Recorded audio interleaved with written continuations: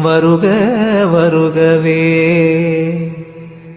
பத்தி சுவைக்கும் உயர் ஞான பழமே வருக, பரவுகிற்போர் பந்தம் தொலைக்க வந்த குருபரனே வருக. பழிச்சரிதாம் சித்தி நிலைகள் பல புரிந்த சிவமே வருக. முத்தேக திறம் பெற்று அழியாது ஓங்கு அருட்செல்வா வருக.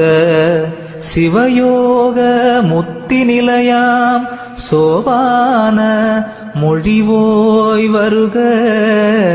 முழுதுணர்ந்த முனிவர் அகத்தும் புறத்தும் ஒளிர்முத்தே வருக. மூவாசை மத்தரறியா வடர்பதியின்